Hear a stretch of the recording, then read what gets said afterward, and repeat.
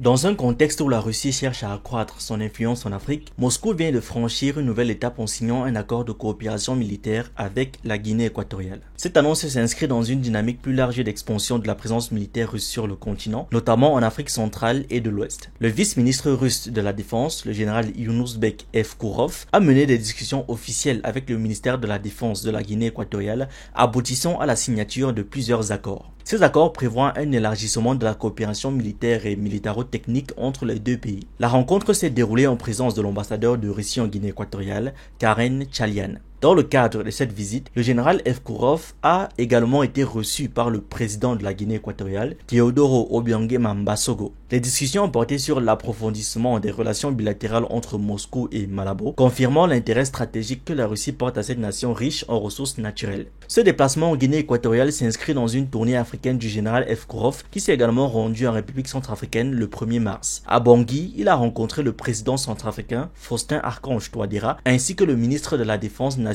et de la restructuration de l'armée, Claude Rameau-Biro. Lors de ces échanges, la Russie a réaffirmé son engagement aux côtés des autorités centrafricaines, confirmant ainsi la poursuite de son soutien militaire à un régime en proie à des conflits internes et à des menaces de groupes rebelles. Par ailleurs, autre actualité, les tensions s'intensifient entre la RDC, République démocratique du Congo, et le Rwanda, alors que l'armée rwandaise est accusée d'avoir exécuté des soldats congolais hospitalisés dans des conditions vulnérables. Les victimes auraient été retrouvées à l'hôpital militaire du camp Kadindo à Goma, où elles recevaient des soins médicaux. Le général-major Sylvain Ekenge, porte-parole des forces armées de la RDC, les FARDC, a dénoncé ces exécutions qu'il qualifie de violations flagrantes des droits de l'homme et des conventions internationales de guerre. Il a ajouté que ces actes constituaient des crimes de guerre et des crimes contre l'humanité qui ne resteraient pas impunis. Dans ce climat déjà tendu, Kinshasa a également rejeté avec fermeté les accusations selon lesquelles elle aurait remis, via le groupe armé M23, des combattants présumés du FLDR,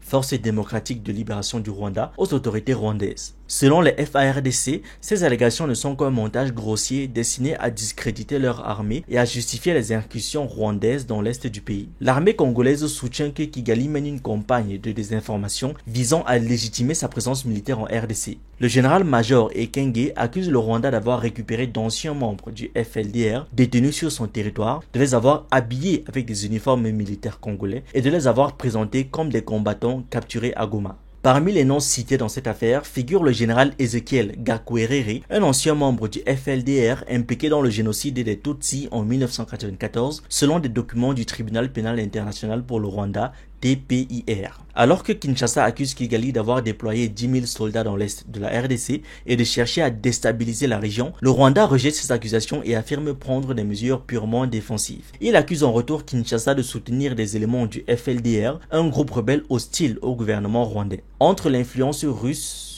dans les mois à venir, il sera crucial d'observer l'évolution de ces dynamiques alors que la Russie renforce ses alliances stratégiques en Afrique et que les tensions entre Kinshasa et Kigali pourraient dégénérer en un conflit de plus grande envergure. Face à cette complexité géopolitique, les efforts diplomatiques peinent à produire des résultats concrets, laissant présager une instabilité persistante dans la région. Merci d'avoir regardé cette vidéo. N'oubliez pas de liker, de partager et de donner votre avis en commentaire. Vous pouvez aussi nous suivre sur nos différentes plateformes Facebook, YouTube, TikTok et surtout sur le réseau social africain Diba World, disponible sur Android et iOS. Pour ceux qui le souhaitent, vous pouvez aussi rejoindre notre communauté WhatsApp. Tous les liens utiles sont dans la description.